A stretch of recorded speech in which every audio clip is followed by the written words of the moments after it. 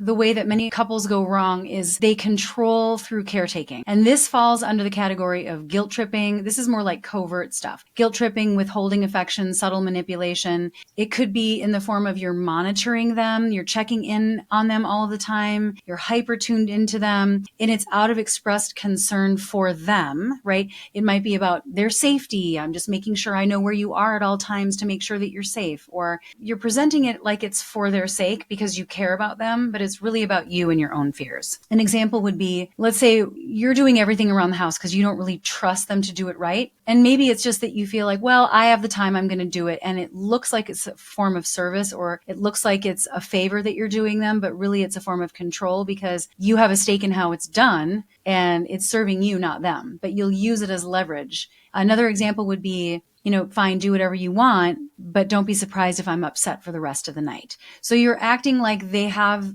free reign, like they can make their own decisions, but you're making it not okay every time they ever were to not put your needs first. If they put their own needs first or just have a difference of opinion and decide to go a different route and you make that a problem every single time, it's a form of control because eventually they're just going to, this can happen in some relationships. They stop hanging out with their friends and family because it becomes a problem for their partner. And it could be because it's like, well, I just love you so much and I want to make sure everything's okay and your family doesn't have your back.